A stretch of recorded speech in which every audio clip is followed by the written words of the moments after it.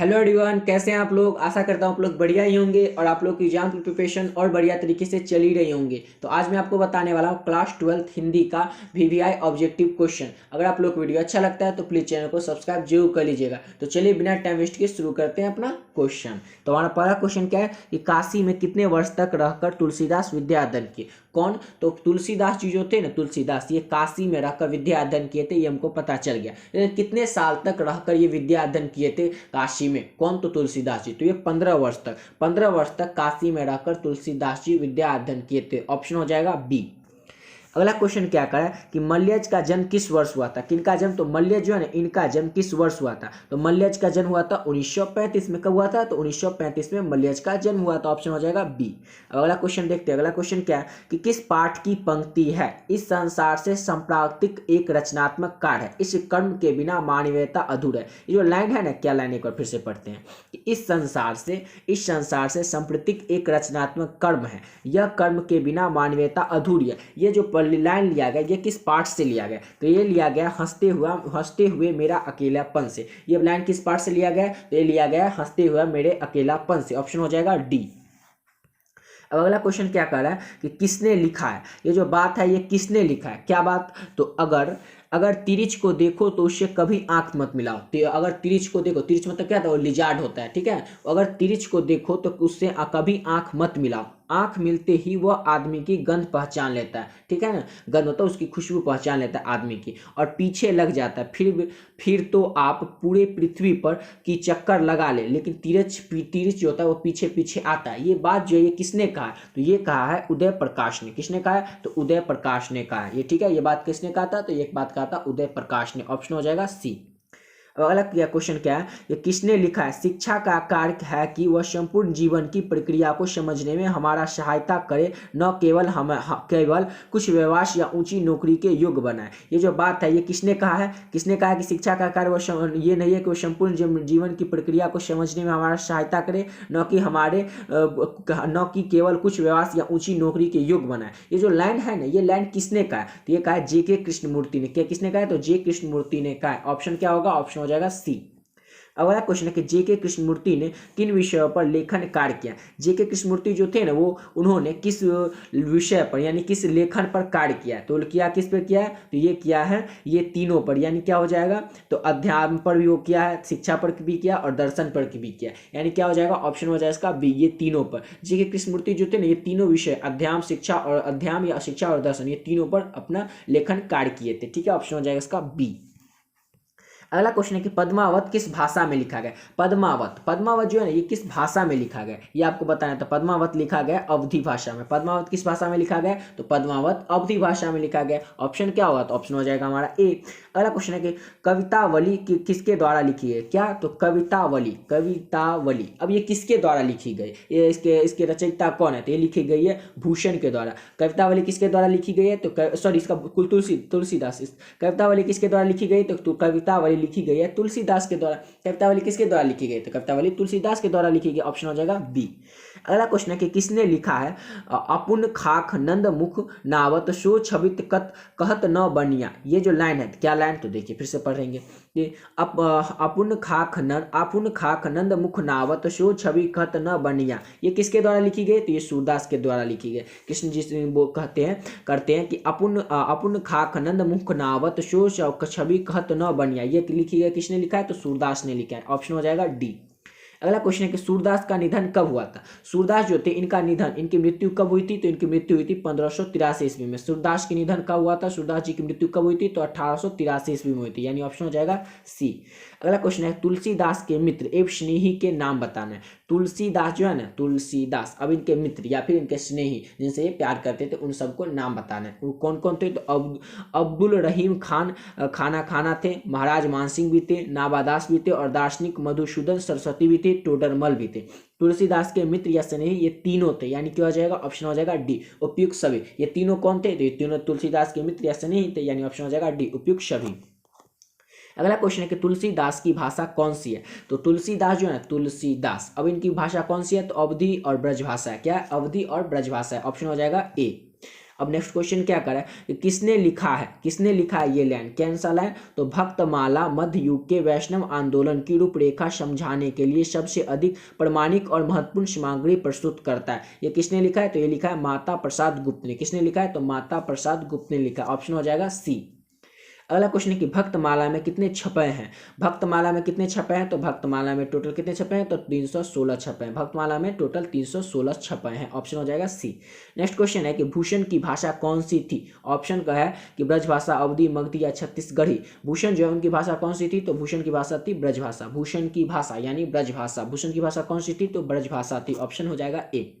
अगला क्वेश्चन है कि चंद्र शर्मा गुलेरी का जन्म कब हुआ था, किनका जन्म, तो चंद्र शर्मा गुलेरी जो है, चंद्र शर्मा गुलेरी, इनका जन्म कब हुआ था, तो इनका जन्म हुआ था कब, तो इनका जन्म हुआ था 7 जुलाई 1883 को। चंद्र शर्मा गुलेरी का जन्म कब हुआ था, तो चंद्र शर्मा गुलेरी का जन्म हुआ था 7 जुलाई 1883 को। ऑप्शन हो जाएगा ए। अगला कब क्वेश्चन है कि किस पाठ की यह पंक्ति है और किस पाठ से यह पंक्ति आई है कि मृत्यु के कुछ समय पहले स्मृति बहुत साफ हो जाती है। ये जो लाइन है कि मृत्यु से कुछ समय पहले व्यक्ति को उसकी स्मृति बहुत साफ हो जाती है, किस पाठ से लिया गया, तो ये लिया गया उसने कहा था से। किस पाठ से लिया गया, तो ये उसने कहा था से लिया गया। क्या लिया गया, तो मृत्यु से पहले ना व्यक्ति की स्मृति जो होती है वो साफ हो जाती है, ये लिया गया उसने कहा था से। ऑप्शन हो जाएगा ए। अगला क्वेश्चन है कि बालकृष्ण भट्ट के मन में अध्ययन की रुचि एवं लालसा किसने जगाई। बालकृष्ण भट्ट के ना मन में रुचि अध्ययन के प्रति रुचि एवं लालसा किसने जगाई थी, तो ये जगाई थी उनकी माता ने। और उनकी माता कौन थी, तो माता पार्वती देवी उनकी माता का नाम था। उनके पिता का नाम था, माता का नाम था पार्वती देवी और पिता का नाम था बेनी प्रसाद भट्ट। अब ऐसा भी क्वेश्चन रहेगा कि बेनी प्रसाद भट्ट क्या करते थे, तो वो एक व्यापारी थे। ऑप्शन हो जाए इसका, तो ऑप्शन हो जाएगा डी। लेकिन बेनी प्रसाद भट्ट कौन थे, तो एक व्यापारी थे। ठीक है, चलिए नेक्स्ट क्वेश्चन देख लेते हैं। तो नेक्स्ट क्वेश्चन है कि रामपुरवा कहाँ है। हाँ, ये भी क्वेश्चन आप लोग याद रखेंगे कि रामपुरवा कहाँ है, तो रामपुरवा भितहरवा के पास है। कहाँ है, तो रामपुरवा भितहरवा के पास है। ठीक है, ऑप्शन हो जाएगा ए। अगला क्वेश्चन है कि जयप्रकाश नारायण के पत्नी का क्या नाम था। जयप्रकाश नारायण के पत्नी का क्या नाम था, प्रभावती देवी था। और ये क्वेश्चन 2020 में पूछा जा चुका है। आप लोगों को याद ही रखना है कि जयप्रकाश नारायण की पत्नी का क्या नाम था, तो जयप्रकाश की पत्नी का नाम था प्रभावती देवी। ऑप्शन हो जाएगा डी। अगला क्वेश्चन है कि जयप्रकाश नारायण को कौन सा पुरस्कार मिला था, तो जयप्रकाश नारायण को मिला था मैगसेसे सम्मान ए भारत रत्न। ठीक है, ऑप्शन हो जाए इसका डी। ये भी आप लोग याद रखेंगे। अब अगला क्वेश्चन है किस रचनाकर की पंक्तियां है, नारी सुगंध है और नारी पुरुष की बाह पर झूलती हुई जूही की माला। देखिए, जैसे ही नारी आए, जिस भी लाइन में नारी रहे या पुरुष या नारी रहे, वो लाइन आप समझ जाइए कि अर्धनारीश्वर से ही लिया गया है। किससे लिया गया है, जिसमें भी नारी रहे तो वो लिया गया वो लाइन अर्धनारीश्वर से ही। ठीक है, अब इसके रचयिता का नाम दिया, जैसे कि अर्धनारीश्वर तो इसमें दिया ही नहीं। अब ये लाइन जो लिया गया, इसके रचयिता कौन है, इसके रचनाकार कौन है इस पंक्ति के, इसके रचयिता अर्धनारीश्वर के रामधारी सिंह दिनकर। कौन है इसके, या फिर इसके पंक्ति के रचयिता कौन है, तो रामधारी सिंह दिनकर। बात वही है, ऑप्शन हो जाएगा डी। और रामधारी सिंह दिनकर का जन्मस्थान कहाँ है, पता है ना आप लोगों को, बेगूसराय सिमरिया। ये भी आप लोग याद रखेंगे। अगला क्वेश्चन है कि किसने कहा पुरुष जब नारी का गुण लेता है तब वो देवता बन जाता है, किंतु नारी जब नर के गुण सीखती है तब वो राक्षसी बन जाती है। ये जो बात है ये किसने कहा था, तो ये कहा था दिनकर ने। किसने कहा था, तो दिनकर ने कहा था। ऑप्शन हो जाएगा सी। अगला क्वेश्चन देख लेते हैं किस पाठ का उद्ग्रहण है। इस समय यह सोच रहा था कि वह उद्दत और चंचल मालती आज कितनी सीधी हो गई, कितनी शांत हो गई, एक अखबार के टुकड़े को तरसती है डैश, यह क्या डैश ओ शादीनार। ये किस पाठ से लिया गया, तो ये लिया गया आपको रोज से। किससे लिया गया, तो ये लिया गया रोज कहानी से। किससे लिया गया, तो रोज कहानी से लिया गया। ऑप्शन हो जाएगा इसका सी। अगला आपका क्वेश्चन है कि किस पाठ की पंक्ति है केवल कष्ट सहकर ही देश की सेवा की जा सकती है। ये जो लाइन है ये केवल कष्ट सहकर ही देश की सेवा की जा सकती है, यह किस चैप्टर से लिया गया, तो ये लिया गया एक लेख और एक पत्र से। केवल के कष्ट सहकर ही देश की सेवा की जा सकती है, ये लिया गया एक लेख और एक पत्र से। ऑप्शन हो जाएगा ए। अगला क्वेश्चन है कि भगत सिंह को फांसी की सजा कब मिली, किनको, तो भगत सिंह जो थे ना भगत सिंह, अब इनको फांसी की सजा कब मिली थी, तो इनको मिली थी फांसी की सजा 23 मार्च 1931 को। भगत सिंह को फांसी की सजा कब मिली थी, तो भगत सिंह को फांसी की सजा मिली थी 23 मार्च 1931 को। अगला क्वेश्चन है कि धाकर शब्द का अर्थ ओड़व भाषा में क्या है। धाकर शब्द का, किस शब्द का, तो धाकर शब्द का अर्थ ओड़व भाषा में क्या है, तो हो जाएगा भाड़े का मजदूर। धाकर शब्द का अर्थ ओड़व भाषा में क्या है, तो भाड़े का मजदूर है। ऑप्शन हो जाएगा बी। अगला क्वेश्चन है कि मन कैसे ताल है। मन कैसे ताल है, तो मन गहरे और विशाल, यानी ऑप्शन हो जाएगा डी। और ये भी क्वेश्चन आप लोग याद रखेंगे, मन कैसे ताल है तो मन गहरे और विशाल है, ऑप्शन हो जाएगा इसका डी। ये आप लोग याद ही रखेंगे। चलिए अगला क्वेश्चन देख लेते हैं कि शीर्षक सिपाही की माँ शीर्षक एकांकी किस संग्रह से लिया गया। पहले तो ये समझिए कि सिपाही की माँ जो है ये क्या है, तो एकांकी है। क्या है सिपाही की माँ, तो एकांकी है। अब यह किस संग्रह से ली गई है, और ये क्वेश्चन भी इंपॉर्टेंट क्वेश्चन है, आप लोग याद ही रखेंगे कि ये सिपाही की माँ शीर्षक एकांकी किस संग्रह से ली गई है, तो ये ली गई है अंडे के छिलके एवं अन्न एकांकी से। सिपाही की माँ शीर्षक एकांकी किस संग्रह से ली गई है, तो अंडे के छिलके एवं अन्न एकांकी से ली गई है, ऑप्शन हो जाएगा ए। अगला क्वेश्चन है कि किसने कहा। अब ये किसने कहा कि प्रबंध काव्य में मानव जीवन का एक पूर्ण दृश्य होता है। अब ये किसने कहा था, क्या, तो प्रबंध काव्य में मानव जीवन का एक पूर्ण दृश्य होता है, ये किसने कहा था, तो आचार्य रामचंद्र शुक्ल ने कहा था। किसने कहा था, तो आचार्य रामचंद्र शुक्ल ने कहा था, ऑप्शन हो जाएगा सी। अगला क्वेश्चन, हाँ ये भी क्वेश्चन आप लोग याद रखेंगे कि भूषण का जन्म कहाँ हुआ था। भूषण का जन्म कहाँ हुआ था, तो तिकवानपुर कानपुर उत्तर प्रदेश में हुआ था। तिकवानपुर गांव, कानपुर क्या कहते हैं डिस्ट्रिक्ट यानी कि जिला, और उत्तर प्रदेश राज्य। ठीक है, तिकवानपुर गांव, कानपुर क्या कहते हैं डिस्ट्रिक्ट, उसका उत्तर प्रदेश राज्य यानी स्टेट। ठीक है, ऑप्शन हो जाएगा इसका डी। ये आप लोग याद रखेंगे, भूषण का जन्म कहाँ हुआ था, तो तिकवानपुर कानपुर उत्तर प्रदेश में हुआ था, ऑप्शन हो जाएगा डी। अगला क्वेश्चन क्या कर रहा है कि जयशंकर प्रसाद किस काल के कवि है। जयशंकर प्रसाद जो है ना ये किस काल के कवि है, ये आपको बताना है। तो ये आधुनिक काल के कवि है। जयशंकर प्रसाद किस काल के कवि है, तो जयशंकर प्रसाद आधुनिक काल के कवि है, ऑप्शन हो जाएगा बी। ठीक है, चलिए अगला क्वेश्चन देखते हैं कि जयशंकर प्रसाद के उपन्यासों के नाम लिखे। जयशंकर प्रसाद जो है ना इनके उपन्यास के नाम बताने। तो जयशंकर प्रसाद के उपन्यास के नाम है कंकाल, तितली, इरावती, यानी ऑप्शन हो जाएगा डी। जयशंकर प्रसाद के उपन्यास के नाम ये तीनों है, यानी क्या हो जाएगा, ऑप्शन नंबर डी।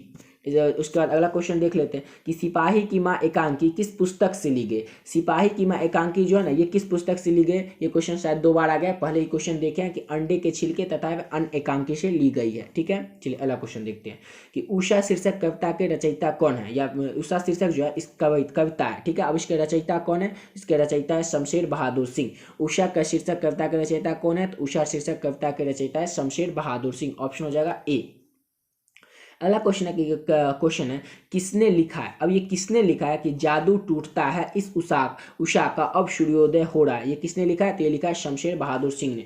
किसने लिखा है कि जब जादू टूटता है इस उषा का अब सूर्योदय हो रहा है, तो ये लिखा है शमशेर बहादुर सिंह ने, ऑप्शन हो जाए इसका ए। अगला क्वेश्चन है कि कवि गजानन माधव मुक्तिबोध का जन्म कब हुआ था। किनका जन्म, तो कवि गजानन माधव मुक्तिबोध का जन्म। अब इनका जन्म कब हुआ था, तो 13 नवंबर को हुआ था। और किस ईस्वी में हुआ था, तो 1917 में हुआ था। 13 नवंबर 1917 को हुआ था, यानी ऑप्शन हो जाएगा बी। अगला क्वेश्चन क्या है कि कवि रघुवीर सहाय का जन्म अब कब हुआ था, ये बताना है। कवि रघुवीर सहाय जो है ना इनका जन्म कब हुआ था, तो इनका जन्म हुआ था 9 दिसंबर 1929 को। कब हुआ था कवि रघुवीर सहाय का जन्म, तो 9 दिसंबर 1929 को हुआ था, ऑप्शन हो जाएगा इसका बी। आप लोग देखिए अच्छे से समझिएगा और याद रखिएगा, इन्हें कि अभी देख लिया और भूल जाएगा, अच्छे से आप लोगों को याद ही रखना है। उसके बाद अगला वीडियो में इस पर लाऊंगा सबसे पहले तो जिसमें कि लेखक का परिचय, एक ही वीडियो रहेगा, उसमें शुरू से लेकर के लास्ट चैप्टर तक जितने भी चैप्टर उसमें क्या रहेंगे। जैसे पहला चैप्टर है बातचीत। अब बातचीत को किसने लिखा है, तो बालकृष्ण भट्ट ने लिखा है। वो किस युग के थे, उनके माता पिता का नाम क्या था, उनका जन्म कब हुई थी, उनकी मृत्यु कब हुई थी, उनकी कौन कौन सी रचनाएं हैं, ये सब एक ही वीडियो में रहेगा और इतना शॉर्ट और सिंपल में रहेगा कि आप लोगों को समझ में आए। इसलिए अगर आप लोगों को ये वीडियो अच्छा लग रहा हो तो प्लीज़ चैनल को सब्सक्राइब जरूर कर लीजिएगा, ताकि आने वाली वीडियो में आप लोग ये सब देख सके। ठीक है ना, आप लोगों को नोटिफिकेशन मिल ही जाएगी। कल मैं ये वीडियो अपलोड करूंगा जिसपे कि यही सब रहेगा कि उसके लेखक परिचय रहेगा, क्योंकि लेखक परिचय से ना अधिकतर क्वेश्चन आपके एग्जाम में जैसे कि 40-50 रहेंगे आपके बुक से, 100 क्वेश्चन रहेंगे, उसमें से बनाना कितना है, तो 50 बनाना है। उसमें से भी क्या रहेंगे कि 30-35 क्वेश्चन रहेंगे आपके बुक से, बाकी जो रहेंगे वो ग्रामर से रहेंगे। अब 30-35 क्वेश्चन जो बुक से रहेंगे उसमें क्या रहेंगे कि 20 से 25 क्वेश्चन तो आपके ऐसे लेखक के परिचय से रहेंगे। इसलिए मैं क्या करूँगा, लेखक का जो परिचय है ना उसका पूरा डिटेल में एक वीडियो लाऊंगा, उसमें अच्छे से ऐसे जो क्वेश्चन आपके लेखक परिचय से आ सकते हैं वो सब उस वीडियो में शामिल रहेगा। ठीक है,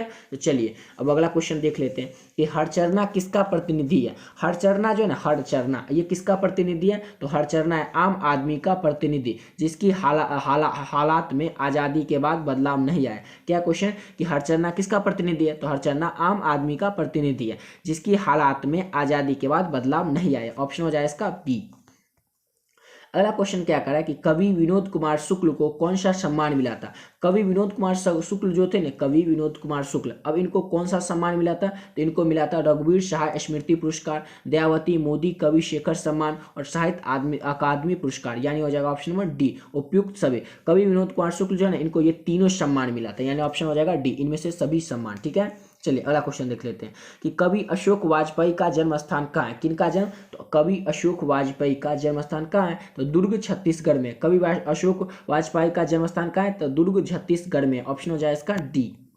अगला क्वेश्चन है कि बिन फेरे, हाँ ये भी याद रखेंगे आप लोग, बिन फेरे घोड़ा बिगड़ता और बिना लड़े सिपाही, यह पंक्ति किस कहानी में से है। बिना फेरे घोड़ा बिगड़ता और बिना लड़े सिपाही, यह पंक्ति किस कहानी से है, तो यह उसने कहा था से है। किससे है, तो उसने कहा था से है। क्या है, तो बिना फेरे घोड़ा बिगड़ता और बिना लड़े सिपाही, यह पंक्ति उसने कहा था से है। अगला क्वेश्चन है कि कवि ज्ञानदेव पति का जन्म कहाँ हुआ था। इनका जन्म कहाँ हुआ था, तो इनका जन्म हुआ था पत्थरगामा गोंडा झारखंड में। पत्थरगामा गोंडा झारखंड में हुआ था। किनका जन्म, तो ज्ञानदेव पति का जन्म हुआ था पत्थरगामा गोंडा झारखंड में, ऑप्शन हो जाएगा सी। अब अगला क्वेश्चन है कि हेनरी लोपेज का जन्म कब हुआ था। अब हेनरी लोपेज का जन्म कब हुआ था, ये आपको बताना है। तो हेनरी लोपेज का जन्म हुआ था 1937 में। कब हुआ था हेनरी लोपेज का जन्म, तो हेनरी लोपेज का जन्म हुआ था 1937 में, ऑप्शन क्या होगा, तो ऑप्शन हो जाएगा हमारा ए। चलिए अगला क्वेश्चन देखते हैं कि खाली जगह को भरे। चेखव का लेखन शासन व्यवस्था और उसके तंत्र डैश को रेसे रेसे उघाड़ता है। इसमें क्या होगा, तो इसमें होगा आमनवीयता। क्या होगा, तो आमनवीयता, ऑप्शन हो जाएगा सी। क्वेश्चन क्या था कि खाली जगह को भरे। चेखव का लेखन शास्त्र व्यवस्था और उसके तंत्र की आमनवीयता को रेशे रेशे उघाड़ता है। ऑप्शन क्या होगा इसका, तो ऑप्शन हो जाएगा हमारा सी। अब नेक्स्ट क्वेश्चन क्या कर रहा है, नेक्स्ट क्वेश्चन है कि सूरज किसका पर्यायवाची है। तो सूरज का पर्यायवाची किसका है, तो ये हो जाएगा अंशमूली का भी पर्यायवाची, आदित्य का भी है और भास्कर का भी, यानी ऑप्शन हो जाएगा डी। देखिए सूरज जो है ये आपको पता था, पहले से मुझे पता ही होगा, पता है कि आदित्य आप लोगों को पता था सूरज का पर्यायवाची, ये आप लोगों को पता था, मुझे भी पता है, अब भास्कर भी पता है, लेकिन आप लोगों को ये अंशुमली शायद नहीं पता रहा होगा। लेकिन आपको क्या करना है कि देखिए आदित्य और भास्कर तो होगा, और इसमें ऑप्शन सी तो दिया नहीं है कि तीन ए और बी दोनों, तो इसका क्या होगा, इनमें से सभी न होगा। इसलिए ऐसा ऐसा क्वेश्चन को आप लोगों को खुद से बनाना होगा। नहीं समझ में आएगा तो उसके बाद, अगर पता हो तो अच्छे से बन ही जाएगा, लेकिन नहीं पता हो इसके लिए आप लोगों को बता रहा हूँ कि थोड़ा सा दिमाग लगाएगा, अपने आप बन जाएगा क्वेश्चन। अगला क्वेश्चन है कि गृह का पर्यायवाची यानी घर का पर्यायवाची क्या होगा। तो गृह का पर्यायवाची होगा घर भी होगा, सदन भी होगा, आवास भी होगा, यानी ऑप्शन हो जाएगा डी उपयुक्त सभी। अगला क्वेश्चन क्या करा कि राधा का पर्यायवाची कौन शब्द नहीं है। राधा का पर्यायवाची कौन सा शब्द जो है ना, राधा का पर्यायवाची नहीं है, तो रमा। राधा का पर्यायवाची कौन नहीं है, तो राधा का पर्यायवाची रमा नहीं है, ऑप्शन हो जाएगा डी। अगला क्वेश्चन है कि घर का पर्यायवाची, तो घर का पर्यायवाची क्या होगा, तो निकेतन होगा। घर का पर्यायवाची क्या होगा, तो निकेतन होगा, ऑप्शन हो जाएगा ए। अगला क्वेश्चन है कि मुकुट का पर्यायवाची है, तो मुकुट का क्या पर्यायवाची होगा, तो मुकुट का पर्यायवाची हो जाएगा हमारा ताज। क्या हो जाएगा, तो मुकुट का पर्यायवाची ताज हो जाएगा, ऑप्शन हो जाएगा सी। अगला क्वेश्चन है कि विग्रह का विपरीत शब्द क्या होगा। विग्रह का विपरीत शब्द क्या होगा, तो विग्रह का विपरीत शब्द होगा संधि। विग्रह का क्या विपरीत शब्द होगा, तो विग्रह का विपरीत शब्द होगा संधि, ऑप्शन हो जाएगा ए। अगला क्वेश्चन है कि गुस्सा शब्द है। गुस्सा शब्द जो है ना स्त्रीलिंग पुल्लिंग उभयलिंग क्या है, तो गुस्सा शब्द जो है पुल्लिंग है, ऑप्शन हो जाएगा बी। ठीक है, अगला क्वेश्चन देखते हैं कि गीला शब्द का विलोम होगा। तो गीला शब्द का विलोम शब्द क्या होगा, तो गीला शब्द का होगा सूखा। गीला का क्या होगा, तो सूखा ना होगा। अगला क्वेश्चन है कि जिसने गुरु से दीक्षा ली हो उसे एक शब्द में क्या कहा जाता है, तो जिसने गुरु से दीक्षा ली उसे एक शब्द में क्या कहा जाता है, तो दीक्षित कहा जाता है। जिसने गुरु से दीक्षा ली उसे एक शब्द में क्या कहेंगे, तो दीक्षित कहेंगे। अगला क्वेश्चन है जिसकी आशा न की गई हो, जिसकी आशा न की गई हो उसे क्या कहेंगे, तो उसे कहेंगे अप्रत्याशित। क्या कहेंगे, अप्रत्याशित कहेंगे, ऑप्शन हो जाएगा बी। अब अगला क्वेश्चन क्या है कि जो प्रकाश युक्त हो, जो प्रकाश युक्त हो उसे क्या कहेंगे, तो उसे भास्वर कहेंगे। जो प्रकाश युक्त हो उसे क्या कहेंगे, तो भास्वर कहेंगे, ऑप्शन हो जाएगा बी। अगला क्वेश्चन है कि जिसमें पानी, जिसके पानी में वीणा है उसके लिए एक शब्द क्या होगा, तो वीणा पानी होगा। उसके लिए क्या एक शब्द होगा, जिसके पानी वीणा उसके लिए एक शब्द क्या होगा, तो वीणा पानी होगा, ऑप्शन हो जाएगा सी। अगला क्वेश्चन है कि हाथ पैर में कौन सा समास है। हाथ पैर में कौन सा समास है, तो द्वंद्व समास है। हाथ पैर में कौन सा समास है, तो द्वंद्व समास, ऑप्शन हो जाएगा बी। नेक्स्ट है कि अनादर शब्द कौन सा समास है। अनादर शब्द, अनादर, अब इसमें कौन सा समास है, तो नज्य समास है, ऑप्शन हो जाएगा बी, नज्य समास। उसके बाद अगला क्वेश्चन क्या है कि यथाशक्ति में कौन सा समास है। यथाशक्ति में कौन सा समास है, तो अव्ययी भाव समास है। और यथाशक्ति में कौन सा समास है, अव्ययी भाव समास है। ठीक है, ऑप्शन हो जाएगा इसका सी। इसी के साथ ये वीडियो यहीं पे कंप्लीट करते हैं। अगर आप लोग को वीडियो अच्छा लगा तो प्लीज़ चैनल को सब्सक्राइब जरूर कर लीजिएगा। तो मिलते हैं नेक्स्ट वीडियो में, तब तक आप लोग अच्छे से पढ़ाई कीजिए क्योंकि एग्जाम आपके बहुत ही नज़दीक आ चुकी है। ठीक है, तो चलिए मिलते हैं नेक्स्ट वीडियो में।